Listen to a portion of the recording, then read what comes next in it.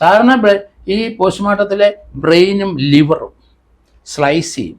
അത് എല്ലാ ആത്മഹത്യാ കേസുകളിലും എല്ലാ ആത്മഹത്യയല്ല, ഒരു അണ്ണാച്ചുകളുടെ അടുത്ത് ആര് മരിച്ചാലും ശരി പോസ്റ്റ്മോർട്ടത്തിനകത്ത് ലിവറും ബ്രെയിനും. പക്ഷേ നവീൻ ബാബുവിന്റെ ബോഡി നമ്മളെല്ലാം ദൃശ്യമാധ്യമങ്ങളിലൂടെ കണ്ടതാണ്. ഫുൾ മുഖവും നമുക്ക് കാണാൻ കഴിയുന്നുണ്ട്. അപ്പോൾ അതിൽ നിന്നും വായിച്ചെടുക്കേണ്ടത് എന്താണ്? അല്ല, ഞാൻ അതുകൊണ്ടാണ് കണ്ടത്. അദ്ദേഹത്തിൻ്റെ ആ ഫോട്ടോ കണ്ടപ്പം തലമുടിയും തലയ്ക്കൊന്നും ഒരു പോസ്റ്റ്മോർട്ടത്തിൻ്റെ ഇത് ചെയ്തിട്ടുണ്ടോ എന്ന് എനിക്ക് സംശയം. കാരണം അത് അതേപടി അദ്ദേഹം മരിച്ച അതേപടി ഇരിപ്പുണ്ട് സാധാരണ മുഖം പോലെ. മറ്റതങ്ങനല്ല, വ്യത്യാസം വരും. തലയിലെ സ്കള്ള് ബ്രേക്ക് ചെയ്യും. അപ്പോൾ യഥാർത്ഥത്തിൽ നടക്കേണ്ട ഒരു പോസ്റ്റ്മോർട്ടം ആണോ സംശയം വരുന്ന അവിടെയാണ്. സ്കൾ ഓപ്പൺ ചെയ്യാതെ എങ്ങനെയാണ് ചെയ്യുന്നത്? എന്നിട്ട് അത് തുന്നിക്കെട്ടി കൊടുക്കും. മിക്കവാറും പോസ്റ്റ്മോർട്ടം ചെയ്തവരുടെ തലയൊന്നും നമ്മൾ കണ്ടിട്ടില്ല. തലയെല്ലാം കവർ ചെയ്താണ് അവിടെ നിന്ന് വരുന്നത് പോസ്റ്റ്മോർട്ടം ചെയ്ത് കഴിയുമ്പോൾ. ഇവിടെ അത് കണ്ടില്ലല്ലോ. തല അതേപടി നെക്കിന് മുകളിൽ അതേപടി ഇരിക്കുന്നു. അപ്പോൾ ഇതൊരു സൂയിസൈഡ് ആണെന്ന് ഉറപ്പിച്ച് അങ്ങ് തീർക്കുകയാണ്. അതിനോട് നമുക്ക് യോജിക്കാൻ പറ്റൂല. അത് ഈ ഫോറൻസിക് ആരും ഡോക്ടറെ അടുത്തും ഞാൻ ചലഞ്ച് ചെയ്യും.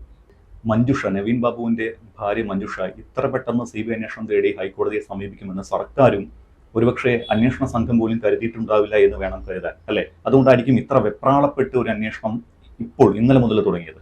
അത് പ്രതീക്ഷിച്ചില്ല. കാരണം പാർട്ടിയുടെ കുടുംബത്തിലുള്ളവരാണ്. അതുകൊണ്ട് ഇങ്ങനെ പാർട്ടിയെ മറികടന്ന് പോകുമെന്ന് കരുതിയില്ല. അത് മറികടന്ന് പോയി. കാരണം അവർക്ക് അവരുടെ ഭർത്താവിനെ നഷ്ടപ്പെട്ടു, കുട്ടികളുടെ അച്ഛനെ നഷ്ടപ്പെട്ടു. അവർക്ക് നീതി കിട്ടണം.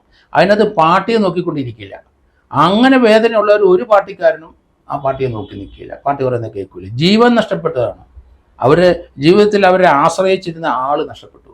അപ്പം അത് തന്നെയല്ല, ഇതൊരു റീപോസ്റ്റ്മോർട്ടം വേണ്ട ഒരു കാരണമാണ്. കാരണം ഈ ഇൻക്വസ്റ്റിനകത്ത് എന്തൊക്കെ എഴുതിയിരിക്കുന്നത് എനിക്കത് വെളിയിലോട്ട് വന്നു എങ്കിലും പോസ്റ്റ്മോർട്ടത്തിനകത്ത് മാൻഡേറ്ററി ആയിട്ട് വരേണ്ട ചില കാര്യങ്ങളുണ്ട്. അതുണ്ടോയെന്ന് എനിക്ക് സംശയമാണ്. അതുകൊണ്ടാണ് ഞാൻ നേരത്തെ പോലെ പറയുന്നത്, സലൈവ വായിൽ നിന്ന് ഒലിച്ച് താഴോട്ട് വീണിരിക്കണം സൂയിസൈഡിന്. അതിവിടെ വീണിട്ടുണ്ടോ? പോസ്റ്റ്മോർട്ടത്തിൽ ഉണ്ടോ? അങ്ങനെ വീണിട്ടുണ്ടെങ്കിൽ അദ്ദേഹത്തിൻ്റെ ഷട്ടിൽ അത് ഉണ്ടാവും, കടവായിൽ ഉണ്ടാവും. ആ കെട്ടിന് 7 വശത്താണ് അദ്ദേഹത്തിൻ്റെ കെട്ടെന്ന് പോലീസ് പറയുന്ന ആ കെട്ടിൻ്റെ ഓപ്പോസിറ്റ് സൈഡിലെ വായിക്കടെ താഴോട്ട് സലൈവ വരണം. പോസ്റ്റ്മോർട്ടത്തിലുണ്ടോ? ഞാൻ ചോദിക്കുന്ന ചോദ്യം അതാണ്. അദ്ദേഹത്തിൻ്റെ സെമൻ ഔട്ടായിട്ടണം, സഫോക്കേഷൻ കൊണ്ട് സെമൻ പോകണം, ഉണ്ടോ പോസ്റ്റ്മോർട്ടത്തിൽ? അതുപോലെ തന്നെ അദ്ദേഹത്തിൻ്റെ ഫീക്കൽ മാറ്റേഴ്സ് മലം പോയിട്ടുണ്ടാവും, യൂറിൻ പോയിട്ടുണ്ട്. പോസ്റ്റ്മോർട്ടത്തിലുണ്ടോ? ഇൻക്വസ്റ്റിൽ ഇക്കാര്യങ്ങളൊക്കെ ഉണ്ടെങ്കിൽ ഇല്ല, അതിന് വിലയില്ല. ഇൻക്വസ്റ്റ് കാണുന്നതിനെ ഒരു കോടതി അംഗീകരിക്കുമെങ്കിലും ഒരു ആധികാരികതയെ പോസ്റ്റ്മോർട്ടം ചെയ്യുന്ന ഫോറൻസിക് ഡോക്ടറിനാണ്. അത് സയൻസ് പരമായിട്ടാണ് അത് വരുന്നത്. മറ്റേത് നമ്മൾ കണ്ണുകൊണ്ട് കാണുന്നതാണ്. മറ്റേതിന് ബോഡിക്കകത്തൊന്നും പോലീസ് ഉദ്യോഗസ്ഥന് നോക്കാൻ നോക്കില്ല, ബോഡിക്കുള്ളിലെ കാര്യങ്ങളൊക്കെ. അപ്പോൾ അതൊക്കെ ഫോറൻസിക്കിന് നമുക്ക് തെളിയിക്കാൻ പറ്റുള്ളൂ. അതുകൊണ്ടാണ് ഫോറൻസിക് സർട്ടിഫിക്കറ്റ്. അപ്പോൾ അതിനകത്ത് ഈ പറഞ്ഞ കാര്യങ്ങൾ ഉണ്ടോ ഇല്ലയോ എന്നാണ് എനിക്ക് സംശയം. അതില്ല എന്നുണ്ടെങ്കിൽ ഇതൊരു ആത്മഹത്യ അല്ല എന്ന് ഞാൻ പറയുന്നതിൻ്റെ കാരണം അതാണ്. കാരണം ആത്മഹത്യ ആണെങ്കിൽ ഇതൊക്കെ ഈ സിംറ്റംസ് വരണം. പിന്നെ വായിക്കകത്തും മൂക്കിനകത്തും ചെവിക്കകത്തും ഒക്കെ ബ്ലഡ് തീർച്ചയായിട്ടും പൊട്ടിയിട്ടുണ്ടാവും. വെളിയിലോട്ട് വരണമെന്നില്ല, ഒഴിക്കണമെന്നില്ല. അതിനകത്ത് ഓപ്പറേറ്റ് ചെയ്യുമ്പോൾ പോസ്റ്റ്മോർട്ടം ചെയ്യുമ്പോൾ കാണും. പക്ഷേ ഇദ്ദേഹത്തിൻ്റെ നവീൻ ബാബുവിൻ്റെ നെക്കിന് മുകളിലോട്ട് എന്തെങ്കിലും പോസ്റ്റ്മോർട്ടം ചെയ്തിട്ടുണ്ടോ എന്ന് എനിക്ക് സംശയം. ഞാൻ ആ ഡെഡ് ബോഡി ഡെഡ് ബോഡി ഒരു ഫോട്ടോയിൽ കൂടെ കണ്ടത്. അവിടെ ഒന്നും ചെയ്തതായിട്ട് എനിക്ക് തോന്നണില്ല. കാരണം ഒരു സ്ട്രാങ്കുലേഷൻ ആണെങ്കിൽ ആ സ്ട്രാങ്കുലേഷൻ്റെ എഫക്റ്റ് തീർച്ചയായിട്ടും ബ്രെയിനിൽ വരും. അപ്പം തീർച്ചയായിട്ടും ഹെഡ് ഓപ്പറേറ്റ് ചെയ്യണം. ഹെഡിനകത്ത് ബ്രെയിൻ കാണണം. സാധാരണ ഈ പോസ്റ്റ്മോർട്ടത്തിലെ ബ്രെയിനും ലിവറും സ്ലൈസ് ചെയ്യും. അത് എല്ലാ ആത്മഹത്യാ കേസുകളിലും എല്ലാ ആത്മഹത്യയല്ല, ഒരു അണ്ണാച്ചുകളുടെ അടുത്ത് ആര് മരിച്ചാലും ശരി പോസ്റ്റ്മോർട്ടത്തിനകത്ത് ലിവറും ബ്രെയിനും. പക്ഷേ നവീൻ ബാബുവിന്റെ ബോഡി നമ്മളെല്ലാം ദൃശ്യമാധ്യമങ്ങളിലൂടെ കണ്ടതാണ്. ഫുൾ മുഖവും നമുക്ക് കാണാൻ കഴിയുന്നുണ്ട്. അപ്പോൾ അതിൽ നിന്നും വായിച്ചെടുക്കേണ്ടത് എന്താണ്? അല്ല, ഞാൻ അതുകൊണ്ടാണ് കണ്ടത്. അദ്ദേഹത്തിൻ്റെ ആ ഫോട്ടോ കണ്ടപ്പം തലമുടിയും തലയ്ക്കൊന്നും ഒരു പോസ്റ്റ്മോർട്ടത്തിൻ്റെ ഇത് ചെയ്തിട്ടുണ്ടോ എന്ന് എനിക്ക് സംശയം. കാരണം അത് അതേപടി അദ്ദേഹം മരിച്ച അതേപടി ഇരിപ്പുണ്ട് സാധാരണ മുഖം പോലെ. മറ്റതങ്ങനല്ല, വ്യത്യാസം വരും. തലയിലെ സ്കള്ള് ബ്രേക്ക് ചെയ്യും. അപ്പോൾ യഥാർത്ഥത്തിൽ നടക്കേണ്ട ഒരു പോസ്റ്റ്മോർട്ടം ആണോ സംശയം വരുന്ന അവിടെയാണ്. അതുകൊണ്ടാണ് ഈ നവീൻ ബാബുവിന്റെ കുടുംബം പരിയാരം മെഡിക്കൽ കോളേജിൽ ചെയ്യേണ്ട എന്ന് പറഞ്ഞിട്ടും അവിടെ തന്നെ ചെയ്തതിൽ തന്നെ സംശയമുണ്ട്. അത് ഇതൊക്കെ പ്രസക്തമായ കാര്യങ്ങളാണ്. സ്കള്ള് ഓപ്പറേറ്റ് ചെയ്തേ വെക്കുള്ളൂ. സ്കള്ള് കട്ട് ചെയ്യും. ലിവർ, ഈ ബ്രെയിനും ലിവറും നമ്മളൊരു 1000 പ്രാവശ്യമെങ്കിലും ചെറുതായിട്ട് സ്ലൈസ് ചെയ്ത് നോക്കിയെങ്കിൽ മാത്രമേ അതിൻ്റെ അകത്തുള്ള ക്ലോട്ടിങ്, ബ്രെയിനകത്തുള്ള ബ്ലഡ് ക്ലോട്ടിങ് കണ്ടുപിടിക്കാൻ പറ്റുള്ളൂ. പക്ഷേ ഇങ്ങനെ സാറ് പറയുന്നു, പക്ഷേ ഇപ്പോൾ കേസ് അന്വേഷിക്കുന്ന അന്വേഷണ സംഘമൊന്നും ആ രീതിയിലോട്ട് കാര്യങ്ങൾ അന്വേഷിച്ചില്ല എന്ന് വേണം നമുക്ക് കിട്ടുന്ന റിപ്പോർട്ടുകളിലൂടെ നമ്മൾ മനസ്സിലാക്കേണ്ടത്. എന്തുകൊണ്ട് അവർക്ക് അങ്ങനെ ഒരു സംശയം പോയില്ല? അവർക്ക് അറിവില്ല. ഇപ്പോഴുള്ള ഒരു 10-15 ആൾക്കാർ ഈ പോലീസ് ട്രെയിനിങ് കോളേജിൽ അവിടെ ഒരു വെറ്ററന്മാരായ പോലീസ് ഉദ്യോഗസ്ഥന്മാരാണ്. പണ്ടൊക്കെ ഞങ്ങളെയൊക്കെ പഠിപ്പിച്ചത് അങ്ങനെയാണ്, ഞങ്ങൾ പഠിപ്പിച്ചതും അങ്ങനെയാണ്. ഇപ്പം അതിനൊന്നും കോമ്പിറ്റൻ്റ് ആളില്ല. അവിടെ വന്ന് ഒരു ഏതെങ്കിലും ഒരു വക്കീൽ, തൊഴിലില്ലാത്ത വക്കീലിനെ വിളിച്ചുകൊണ്ട് വന്നിട്ട് ക്ലാസ് എടുപ്പിക്കുന്നതല്ല ആവശ്യം. അല്ലെങ്കിൽ ഒരു സർവീസ് പീരീഡിൽ കോമ്പിറ്റൻ്റായി ഏതെങ്കിലും ഇതുപോലുള്ള ഇൻവെസ്റ്റിഗേഷൻ നടത്തിയവരെ കൊണ്ടുമാണ് ക്ലാസ് എടുപ്പിക്കേണ്ടത്. ഓക്കെ, ഈ സാധാരണയിൽ ചില അന്വേഷണ ഉദ്യോഗസ്ഥരൊക്കെ പറയുന്നത് കേട്ടിട്ടുണ്ട്, ഈ ആത്മഹത്യ ആയതുകൊണ്ട് കഴുത്തിന് താഴെ മാത്രം പോസ്റ്റ്മോർട്ടം ചെയ്താൽ മതി, തലയെ ചെയ്യേണ്ട കാര്യമില്ല. നവീൻ ബാബുവിന്റെ ബോഡി ആദ്യം കണ്ടപ്പോൾ തന്നെ ഇതൊരു ആത്മഹത്യയാണെന്ന് അന്നത്തെ പോലീസ് ഉദ്യോഗസ്ഥർക്ക് തോന്നി, അതുകൊണ്ടാണ് ഇങ്ങനെ പോസ്റ്റ്മോർട്ടം നടത്തിയെന്ന് പറയുന്നു. അതിൽ എന്തെങ്കിലും ഒരു വ്യക്തത കുറവ് തോന്നുന്നു? അവര് അങ്ങനെ തീർച്ചയായിട്ടും അങ്ങനെ തോന്നാൻ പാടില്ല. പോലീസ് ഉദ്യോഗസ്ഥർ എന്താണ് പോസ്റ്റ്മോർട്ടം എന്താണെന്ന് അവർക്ക് അറിയില്ല, അത് കാണണ്ടേ? ഞങ്ങളൊക്കെ എത്രയോ, എൻ്റെ കേസിനകത്ത് എല്ലാ പോസ്റ്റ്മോർട്ടത്തിനകത്തും ബോഡി ഞാൻ അന്വേഷണം ഏറ്റെടുക്കുമ്പോൾ ബോഡി ഉണ്ടെങ്കിൽ പോസ്റ്റ്മോർട്ടത്തിൻ്റെ കൂടെ നിൽക്കും. പോസ്റ്റ്മോർട്ടം ഞാൻ ഡോക്ടറെ ഇപ്പുറത്ത് നിൽക്കും, തടയാൻ പറ്റൂല. പോസ്റ്റ്മോർട്ടം ചെയ്ത് ഡോക്ടർ എന്തെങ്കിലും തെറ്റ് കാണിച്ചെങ്കിൽ പറയാൻ ബാധ്യസ്ഥ ഞാനാണ്, അന്വേഷണ ഉദ്യോഗസ്ഥനാണ്, അല്ലേ? അയാൾ എന്തെങ്കിലും വൃത്തിയായിട്ട് കാണിച്ചിട്ടുണ്ടെങ്കിൽ ഞാൻ കണ്ടുപിടിക്കും. അതിനുവേണ്ടി ഞാൻ കയറി നിൽക്കുന്നത്. എന്നെ അവിടുന്ന് മാറി നിൽക്കുക പോസ്റ്റ്മോർട്ടം ആണെന്ന് പറയാൻ ഒക്കില്ല. ഞാനാണ് പോസ്റ്റ്മോർട്ടത്തിന് കൊടുക്കുന്ന ഒരു ബോഡി, അല്ലേ? അപ്പം ഇത് വിവരക്കേടാണ്. കേരളത്തിലെ പല പോലീസ് ഉദ്യോഗസ്ഥന്മാരും ആധികാരികമായിട്ടൊന്നും പഠിച്ചു. സാറ് ഇതിപ്പോ ഇന്ന് സാറ് പറഞ്ഞത് തലയ്ക്ക് മുകളിൽ ഒരു കുഴപ്പമില്ലാതെ കണ്ടത് സംശയമാണെന്ന് പറഞ്ഞു. പക്ഷേ ഈ 2 മാസത്തോളമായ കാലയളവിൽ ഇന്നേ വരെ ഒരു ഉദ്യോഗസ്ഥനോ ആരും അങ്ങനെ ഒരു സംശയം പോലും ഉയർത്തിയിട്ടില്ല. അതെന്തുകൊണ്ടാണ്? ഏത് ഉദ്യോഗസ്ഥന്മാർക്ക് അറിയാം? പോലീസ് ഉദ്യോഗസ്ഥന്മാർക്ക് പോസ്റ്റ്മോർട്ടത്തെ പറ്റി ആധികാരികമായി അറിയാവുന്ന ഒരാൾക്കല്ലേ അത് പറയാൻ പറ്റുള്ളൂ. കാരണം അതൊരു ഡോക്ടർക്ക് പറയാൻ പറ്റും, പോസ്റ്റ്മോർട്ടം കണ്ടിട്ടുള്ള ഡോക്ടർമാർ പലരും വെളിയിലൊക്കെ പോയി പഠിച്ചിട്ട് ഒരു ഡെഡ് ബോഡി പോലും കാണാതെ MBBS എടുത്തു വരുന്നവരെ എനിക്കറിയാം. പക്ഷെ അങ്ങനെയാണെങ്കിൽ ഈ മൃതദേഹം പൊതുദർശനത്തിൽ വെച്ചപ്പോൾ അവിടെ ഒരുപാട് രാഷ്ട്രീയക്കാർ ഉൾപ്പെടെ വലിയ VIP വന്നതാണ്. അവർക്കാർക്കും അങ്ങനെ ഒരു ഡൗട്ട് തോന്നാതിരുന്നത് എന്തുകൊണ്ടാണ്? അദ്ദേഹത്തിന്റെ മുഖം ഒരു ഉറങ്ങിയ മനുഷ്യന്റെ മുഖം പോലെ നമുക്ക് കാണായിരുന്നു. അന്നൊന്നും ആരും അങ്ങനെ ഒരു സംശയം ഉണർത്താതിരുന്നത്. ഇപ്പോഴാണല്ലോ അദ്ദേഹത്തിനെ കൊന്ന് കെട്ടിത്തൂക്കിയതാണ് എന്ന രീതിയിലുള്ള സംശയം അവരുടെ കുടുംബം പോലും ഉന്നയിക്കുന്നത്. ആ ഘട്ടത്തിൽ ഈ 1.5 മാസ കാലയളവിൽ ആരും അത്തരത്തിൽ മുഖം നമുക്ക് തീർച്ചയായും നന്നായി കണ്ടതാണ്. അപ്പോൾ യഥാർത്ഥത്തിൽ ഒരു പോസ്റ്റ്മോർട്ടം നടന്നതായി തോന്നുന്നില്ല എന്ന സംശയം ഇതുവരെ ഉയർന്നു വരാത്തതിന് പിന്നിൽ എന്താണ്? അത് ഇതിനെപ്പറ്റി നന്നായിട്ട് പഠിപ്പിച്ചിട്ടാണ് വിടുന്നത്. പോസ്റ്റ്മോർട്ടം ചെയ്യുന്ന ഈ ട്രെയിനിങ് സമയത്ത് എത്ര SI-മാരും സബ് ഇൻസ്പെക്ടർമാരും ട്രെയിനിങ് ഉണ്ടെങ്കിലും ശരി, അവരെല്ലാവരും പോസ്റ്റ്മോർട്ടം വിറ്റ്നസ് ചെയ്യണം.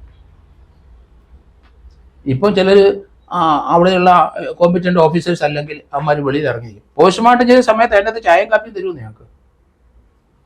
ഈ ചീഞ്ഞഴുകിയ മൃതദേഹം ഡോക്ടർ മാത്രമല്ല, അതിൻ്റെ കൂടെ എടുക്കാനും പിടിക്കാനും ഒക്കെ ഞങ്ങളെ പോലുള്ളവർ സഹായിച്ചിട്ടുണ്ട്. എത്രയോ കേസ് ഉണ്ടായിട്ടുണ്ട്. അപ്പോൾ അതാണ് ഒരു പോലീസ് ഉദ്യോഗസ്ഥൻ്റെ കടമ. ഇവിടെ മാറി നിന്ന് ഗസറ്റ് ഓഫീസർ കൂളിംഗ് ഗ്ലാസും വെച്ച് നിൽക്കുന്ന പോലീസ് ഉദ്യോഗസ്ഥരുടെ കടമ എനിക്ക് ചിരിയാണ് വരുന്നത്. അതല്ല ആവശ്യം. കാരണം ഇത് തുറന്നു പറയാതിരിക്കാൻ ഒക്കില്ല. ഇനിയെങ്കിലും അവരെ പഠിപ്പിക്കുന്ന അവരുടെ അക്കാഡമിയിലെ സീനിയർ ഉദ്യോഗസ്ഥന്മാർ കോമ്പിറ്റൻ്റായ എത്രയോ DOSമാർ SP-മാരും കേരളത്തിൽ കിടക്കുന്നുണ്ട്. അല്ലാതെ അവരെ വിളിച്ച് ക്ലാസ് എടുപ്പിക്കണം, എങ്കിലേ ഇൻവെസ്റ്റിഗേഷൻ സ്റ്റെപ്പ് മനസ്സിലാവുള്ളൂ. അപ്പോൾ ഇത് കണ്ടുകൊണ്ടിരിക്കുന്ന പ്രേക്ഷകർക്കും കുറെ ഡൗട്ട് ഉണ്ടാവുമല്ലോ. ഒരു പക്ഷേ മുൻപ് ഏതെങ്കിലും കേസുകളിൽ ഇത്തരത്തിൽ ദുരൂഹമായ ആത്മഹത്യാ കേസുകളിൽ പോസ്റ്റ്മോർട്ടം ഇങ്ങനെ നടത്തിയിട്ടുണ്ടോ? കഴുത്തിന് താഴെ മാത്രം, തലയ്ക്ക് മുകളിൽ നടത്താത്ത? ഞാൻ കണ്ടിട്ടില്ല. പോസ്റ്റ്മോർട്ടം ചെയ്ത ഒരു ഡോക്ടറെ കണ്ട്, ഫോറൻസിക്കിലെ ഡോക്ടറോട് ചോദിച്ചാൽ മതിയല്ലോ. അത് ഓപ്പൺ ചെയ്യാതെ വിട്ടെന്ന് പറഞ്ഞാൽ അത് അങ്ങനെ ഒരു പോസ്റ്റ്മോർട്ടം ചെയ്ത ഡോക്ടർ വിടാനില്ല. ദുരൂഹത ഇല്ലാത്ത കേസുകളിലും ഏത് ആത്മഹത്യയാണെങ്കിലും എല്ലാം വേണം. അതാ ഞാൻ നേരത്തെ ഒരു കേസിനകത്ത് പറഞ്ഞേ, നമുക്ക് വിചാരിക്കുന്ന പോലെ ആയിരിക്കത്തില്ല പോസ്റ്റ്മോർട്ടം ചെയ്യുമ്പോൾ അതിൻ്റെ റിസൾട്ട്. ഇപ്പോൾ പോസ്റ്റ്മോർട്ടം ചെയ്ത സമയത്ത് നമുക്ക് കുത്തുകൊണ്ട് മരിച്ചു എന്നൊക്കെയാണ് നമ്മൾ പോലീസ് എഴുതി വെക്കുന്നത്. കുത്തുന്നതിന് മുമ്പ് അതിനകത്ത് അയാൾക്ക് വിഷം കൊടുത്തിട്ടുണ്ടെങ്കിൽ അത് പോസ്റ്റ്മോർട്ടത്തിലല്ലേ അറിയത്തുള്ളൂ. ആ വിഷം കൊടുക്കുന്നിട്ടുണ്ടെങ്കിൽ അത് വിസറ എന്ന് പറയുന്നത്, ഇൻഡസ്റ്റൈൻ, നമ്മുടെ ചെറുകുടലും വൻകുടലും സ്റ്റമക്കും ആമാശയും, അത് കീറി മുറിച്ച് നോക്കും പോസ്റ്റ്മോർട്ടം ചെയ്ത ഡോക്ടർ. എന്നിട്ട് അതിൻ്റെ അകത്ത് കിടക്കുന്ന ഫുഡും മറ്റേതൊക്കെ അവർ കെമിക്കൽ എക്സാമിനർ ലാബിൽ അയക്കും. അവിടെ അയച്ചിട്ടല്ലേ അത് ചെയ്യുന്നത്. അല്ലാതെ ഡോക്ടർക്ക് ജഡ്ജ് ചെയ്യാൻ പറ്റുമോ? അപ്പം പല ഹാങ്ങിങ് കേസുകളിലും അത് ചിലപ്പം ആത്മഹത്യ ആയിരിക്കാം. പക്ഷേ ഇത് കിട്ടുമ്പോൾ മാത്രമേ ഫൈനൽ ഒപ്പീനിയൻ അവർ തരുള്ളൂ. കെമിക്കൽ സാമ്പിൾ ലാബറട്ടറിയിൽ റിസൾട്ട് കൂടെ വരണം. അപ്പം പോയിസൺ കഴിച്ചിട്ടുണ്ടെങ്കിൽ തീർച്ചയായിട്ടും അത് എലിമിനേറ്റ് ചെയ്യണം.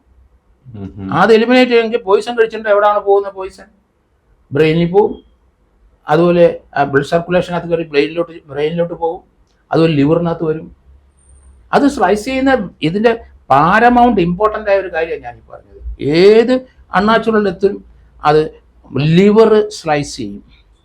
ലിവർ സ്ലൈസ് ചെയ്യുന്നതിന് കാരണം ആ ലിവറിൻ്റെ ഒരു 1000 ചെറുതായിട്ട് വരിഞ്ഞു കഴിയുമ്പോൾ ഏതറ്റത്താണ് ആ ബ്ലഡ് ക്ലോട്ടിങ് ഉള്ളത്, അല്ലെ ബ്രെയിനിൻ്റെ ഏതറ്റത്താണ് ക്ലോട്ടിങ് ഉള്ളത്? മെഡുല ഒബ്ലാങ്കട്ടയിലാണോ, സെറിബെല്ലത്തിലാണോ? ഇങ്ങനെ ഈ ഓരോ ഏരിയ ഉണ്ട്. നമുക്ക് ബ്രെയിനിന് 3-4 ഏരിയ ഉണ്ട്. ആ ഏരിയയിൽ എവിടാണെന്ന് പറയണം. അപ്പോൾ എങ്ങനെയാണ് കൊടുത്തത്? വെയിനിൽ കൂടെ ഇഞ്ചെക്ട് ചെയ്താണ് വിഷം കയറ്റിയെങ്കിലോ, അല്ലെ ഫുഡിൽ കൂടെ ആണെങ്കിലോ? അപ്പം പല രീതിയിലാണ് വരുന്നത്. അതാണ് സയൻസിന്റെ അഡ്വാൻസ്മെന്റ്.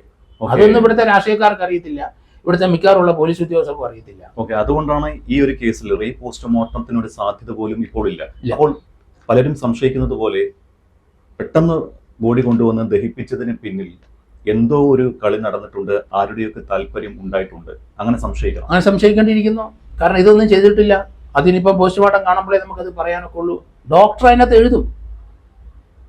അങ്ങനെയാണെങ്കിൽ കഴുത്തിന് മേലെ തലയ്ക്ക് പോസ്റ്റ്മോർട്ടം ചെയ്തില്ല എന്ന് പറയുകയാണെങ്കിൽ ഡോക്ടറുടെ കൂടി വീഴ്ചയാവില്ല? വീഴ്ചയാണ്, അതിന് സംശയമൊന്നുമില്ലല്ലോ. ഡോക്ടർ അതിന് സമാധാനം പറയണം. കാരണം അത് സ്കൾ ഓപ്പൺ ചെയ്യും. സ്കൾ ഓപ്പൺ ചെയ്യാതെ എങ്ങനെയാണ് ചെയ്യുന്നത്? എന്നിട്ട് അത് തുന്നിക്കെട്ടി കൊടുക്കും. മിക്കവാറും പോസ്റ്റ്മോർട്ടം ചെയ്തവരുടെ തലയൊന്നും നമ്മൾ കണ്ടിട്ടില്ല. തലയെല്ലാം കവർ ചെയ്താണ് അവിടെ നിന്ന് വരുന്നത് പോസ്റ്റ്മോർട്ടം ചെയ്ത് കഴിയുമ്പോൾ. ഇവിടെ അത് കണ്ടില്ലല്ലോ. തല അതേപടി നെക്കിന് മുകളിൽ അതേപടി ഇരിക്കുന്നു. അപ്പോൾ ഇതൊരു സൂയിസൈഡ് ആണെന്ന് ഉറപ്പിച്ച് അങ്ങ് തീർക്കുകയാണ്. അതിനോട് നമുക്ക് യോജിക്കാൻ പറ്റൂല. അത് ഈ ഫോറൻസിക്കിന്റെ ആരും ഡോക്ടറെ അടുത്തും ഞാൻ ചലഞ്ച് ചെയ്യും. കാരണം ഞാൻ സുവോളജി പഠിച്ചു വന്നവനാണ്. അതുകൊണ്ട് ഫോറൻസിക്കിന്റെ എല്ലാ ലേറ്റസ്റ്റ് ബുക്സുകളും അന്ന് മുതൽ റെഫർ ചെയ്യുന്ന ആളാണ്. ഉമാഅത്തന്റെ കാലഘട്ടം മുതൽ അവിടെ പല രീതിയിലുള്ള തർക്കങ്ങൾ. ഞാൻ അവിടെ ചെന്ന് കഴിഞ്ഞാൽ ഉമാഅത്തൻ സാറും അവരുടെ ജൂനിയേഴ്സും ഒക്കെ ഒന്നിച്ചിരുന്ന ചർച്ച. കാരണം ആവശ്യമില്ല, ഞാൻ നേരിട്ട് അവർ പുസ്തകം പഠിച്ചു വന്നവരാണ്. പിന്നെ അവർക്ക് ഫോറൻസിക് ചെയ്ത് കുറച്ച് അറിവുണ്ട്. നമ്മൾ ഫീൽഡിൽ കിടന്ന് ഓരോന്ന് കണ്ടു മനസ്സിലാക്കിയിട്ടാണ് സംശയം ചോദിക്കുന്നത്. ഞാൻ അതിനകത്ത് ചോദിച്ചിട്ടുണ്ട്. എസ് കത്തി എല്ലാവർക്കും വിവാദമാണല്ലോ. എസ് കത്തി കൊണ്ട് വയറ്റിൽ കുത്തിയാൽ 4 ഇഞ്ച് അല്ലെങ്കിൽ 4 ഇഞ്ച് വീതിയുള്ള കത്തിക്ക്, എസ് കത്തിക്ക് വയറ്റുവിനകത്ത് കയറി കുത്തിയാൽ ആ മുറിവിന് എത്ര ഇഞ്ച് വീതി വരും? ഉത്തരം ഞാൻ ഇപ്പം പറയുന്നില്ല. എസ് കത്തി വിവാദമാവും. അതുകൊണ്ട് എസ് കത്തി കൊണ്ട് കുത്തി കഴിഞ്ഞാൽ അതിൻ്റെ അറ്റത്ത് ചിലപ്പം 1 ഇഞ്ച്, ഇങ്ങാപ്പുറത്ത് 2 ഇഞ്ച്, ഇങ്ങാപ്പുറത്ത് 4 ഇഞ്ച്. ഇതങ്ങോട്ട് പോയി കഴിഞ്ഞാൽ ഇത് തിരിച്ചെടുത്തു കഴിഞ്ഞാൽ വയറിന് എലാസ്റ്റിസിറ്റി ഉണ്ട്. അതുകൊണ്ടാണ് എസ് കത്തിയുടെ കാര്യം പറയുമ്പോൾ എനിക്ക് ചിരി വരും.